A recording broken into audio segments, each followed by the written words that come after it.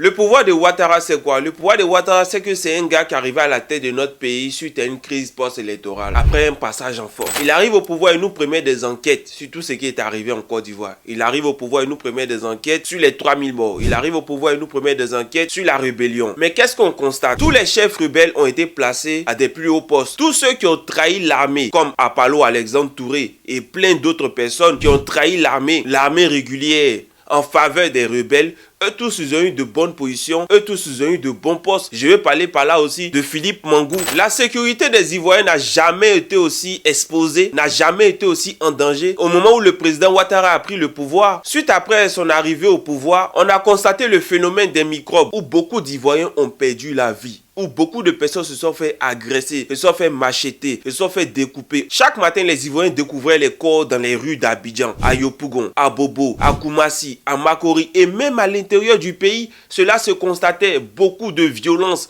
où les gens étaient violentés, les gens étaient... Franchement dit, il y avait la peur de pouvoir sortir chaque matin ou chaque soir. Surtout pour ceux qui travaillaient tôt le matin, dont leur travail se trouvait loin. Il fallait se lever à 5 heures ou à 4 heures, être déjà dans les rues. Les gens se levaient avec la peur au ventre. Et qu'est-ce qu'on a fait pour ce phénomène des microbes? Au lieu de défendre la population, au lieu de se mettre à côté du peuple, au lieu de sécuriser le peuple, qu'est-ce qui s'est passé? Ils ont privilégié les microbes, on leur a donné un autre nom et on a dit que ce sont des enfants confiés avec la loi. Plus tard, on a compris que ces enfants-là volaient, agressaient, prenaient les biens des gens pour aller les revendre et que la plupart du temps, certains policiers étaient complices de ces enfants-là. Et ce n'est pas tout. On se rappelle aussi qu'il y avait des murmures, il y avait des bruits en tout cas qui couraient pour dire que le feu ministre Ahmed Bakayoko avait sa main aussi derrière ce phénomène des microbes-là. Pas plus longtemps, lors des élections municipales à Koumassi, certains candidats opposés bien entendu au ministre gouverneur Ibrahim Cissé Bakongo ont bel et bien dit que Ibrahim Cissé Bakongo aussi est une main puissante derrière les microbes et que même quand on les arrête, même quand le peuple se fait justice et le peuple les amène devant les autorités compétentes, bien entendu, ces microbes étaient relâchés dans la rue.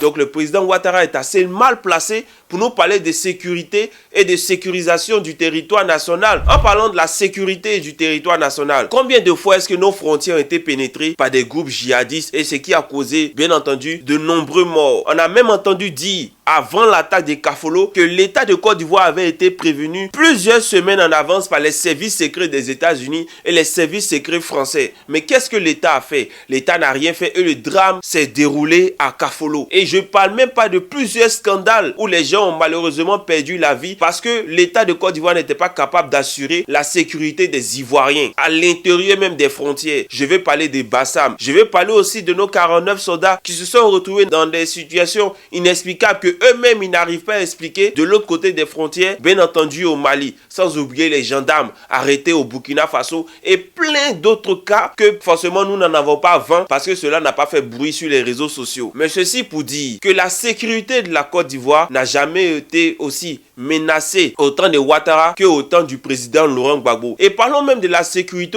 au temps du président Laurent Gbagbo. Comme je l'ai dit tantôt, beaucoup de ceux qui ont causé du tort, qui ont arraché la vie des Ivoiriens, ont eu de bonnes places, ont eu de bonnes propositions, ont été promus par le président Alassane Ouattara lui-même. Où sont les enquêtes contre les rebelles? Où sont les enquêtes contre les 3000 morts qu'il y a eu à Abidjan? Où sont les enquêtes même pour ceux même qui ont perdu la vie devant le 43e Bima et aussi devant l'hôtel Ivoire? Parce que de toute façon, ce sont des Ivoiriens aussi, même s'ils ne sont pas sortis au temps du président Alassane Dramane Ouattara, ce sont des Ivoiriens aussi. Donc, vu que l'administration est une continuité, pourquoi ne pas se pencher aussi sur eux aussi, leur sujet qui compte aussi? La gouvernance de Ouattara, c'est comme l'a dit l'ancien ministre Joël Nguessan, ce sont des milliards, des milliers de milliards détournés chaque année. Et lui-même, il a pu chiffrer cela. Il a dit que cela tourne autour de 1300 milliards par an détournés par le gouvernement de Ouattara. Par an. Ça fait plus de 15 ans qu'ils sont au pouvoir. Essayez de faire un peu le calcul. C'est-à-dire que dans les 32 000 milliards de dettes que cumule la Côte d'Ivoire, plus de la moitié sont partis en fumée. Et aujourd'hui, qui se retrouve derrière les barreaux pour ça? Apoucho National. Tous les grands voleurs de la Côte d'Ivoire sont en liberté, se retrouvent au palais de justice, se retrouvent parmi les ministres, se retrouvent dans la République, se retrouvent même au sein de l'armée, au sein de la police économique et de tout ce qui est comme organe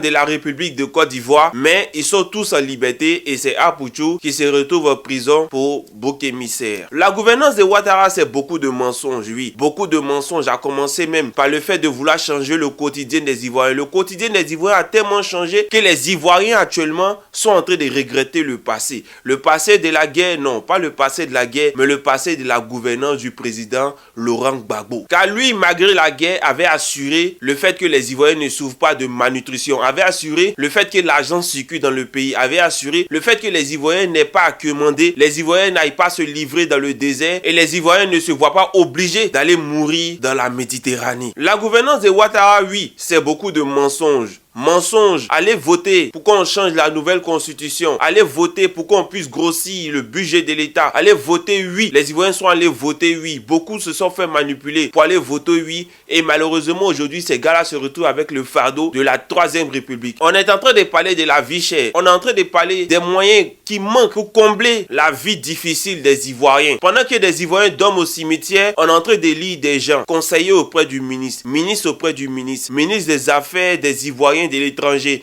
ministre des Affaires de l'étranger, ministre pour conseiller le Premier ministre, le haut représentant, le 3e vice-président, etc., etc. Tellement de postes excessifs qu'aujourd'hui, aucun Ivoirien n'est capable de nous donner le nombre exact de ministres qu'on a en Côte d'Ivoire aujourd'hui. Personne n'est capable de donner le nombre. Et le pire dans tout ça, c'est qu'on ne sait même pas combien ces gens-là touchent par mois, alors qu'ils sont payés avec l'argent des contribuables. C'est-à-dire que nous, on emploie des gens, mais on n'est pas capable de savoir combien est-ce qu'ils sont payés par mois. Voilà la Côte d'Ivoire des dramas. Lui qui se plaignait qu'au temps de Laurent Gbagbo, il y avait 30 ministres. Aujourd'hui, en son temps, on est autour de 80 ou de 90 ministres. C'est mon avis. Donnez votre avis aussi en commentaire. Surtout, n'hésitez pas à partager massivement cette vidéo et inviter d'autres personnes à le voir. Merci, on est ensemble.